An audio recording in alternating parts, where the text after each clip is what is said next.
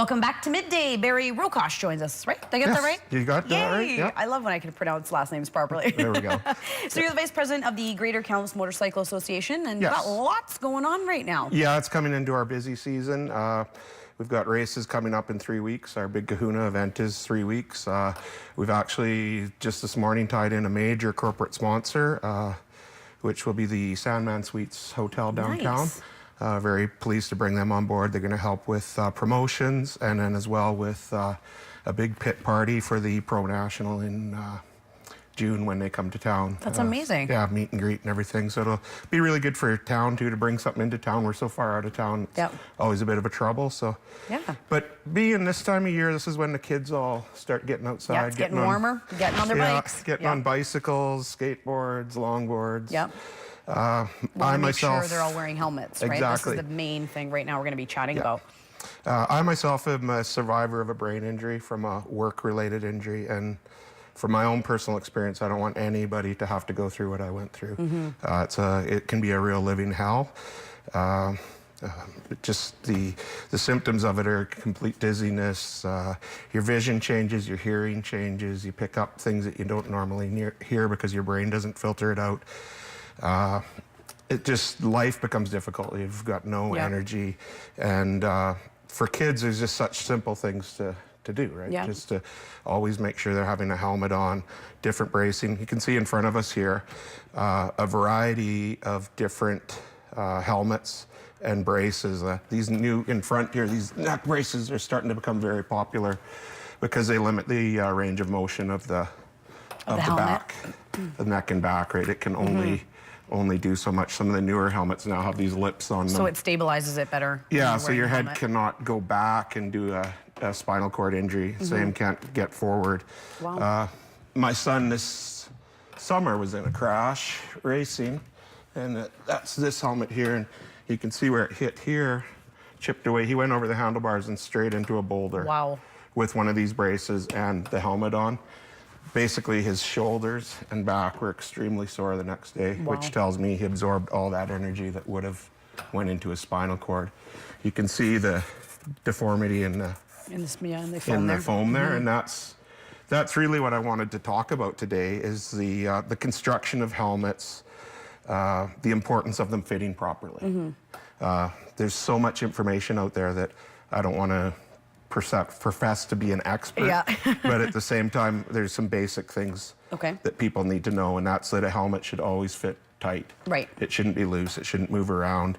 And I know it's uncomfortable at first, because I know I've heard that from a lot of people. It's uncomfortable, but it actually needs to be very snug for it to be quite snug. Your cheeks need to be squeezed especially right when in it's there. new. It's very uncomfortable, but once it packs in a bit, it's well worth it, because any of that movement again can affect you. Now this helmet is not as expensive as, say, this helmet. This was my old racing helmet that I've cut in half, and you can see this one has 2 different layers of foam to it.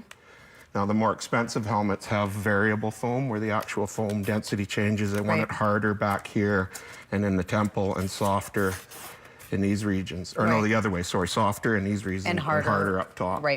And in the basic construction of a helmet, it's always got a hard, smooth surface, because you don't want it to grip the ground. You want it to be able to slide to force is mass times acceleration. So if you can make that acceleration smaller by letting it skid out, then that's less force into your head, neck, and neck trauma. Excellent.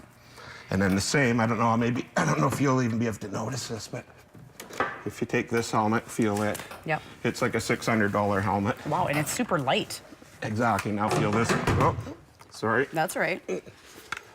Yeah, this one's a lot heavier. Double the weight almost. Yeah, it is. That's like a $200 helmet. So we're spending the money on something even that's a little lighter for your head and your neck and your shoulders as well. Exactly. They both meet the same criteria as far as the standards. This will be a better standard, of course, but that's my point again, is that your force is mass acceleration. So a lot of times you can't change your acceleration, but you can change the overall mass of your head.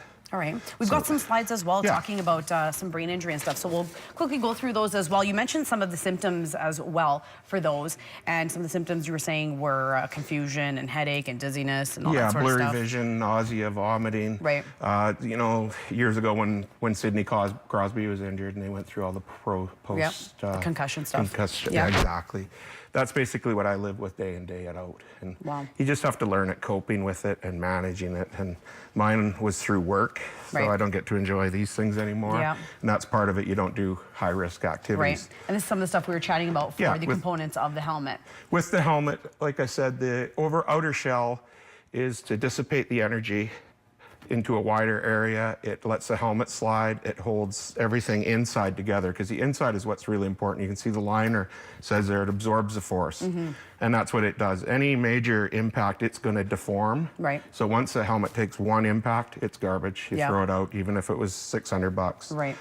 You've got various certifications. Third party is the best because it's by an outside firm. Most helmets, though, are self-certified by the manufacturer. Okay. But it's still good to have like a helmet what is satisfied. And then this is your what helmet for what activity. This is all on our webpage, gkma.ca. Okay. You can look at it if you want. And that's good to know, because you can't just buy a helmet for everything. Yeah, exactly.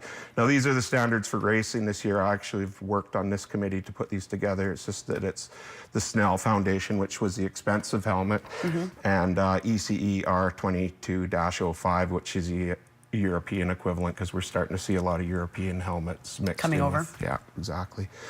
Now this is a friend of ours that was injured, he was camping, and he had a piece of a tree fall on him and break his orbital bone, and has a brain injury now. And it was just a fun me thing last night. I wasn't able to go because I had a busy weekend, and with a busy weekend and a brain injury, you lose a couple of days usually. Wears you out. I wasn't able to go, but if anybody's able to help, that information's on our webpage. And perfect. Anything to help the poor family out. They lost 70% of their wage. Wow. So. Crazy stuff. So as you mentioned, everything is on the website there at jkma.ca. All the races and all that sort of stuff, all the info on the helmets. Yes. Thank you so much for coming on. And thank you for having me. We'll see you again. Yeah, have a good day. All right. We've got more Midday coming up for you right after this.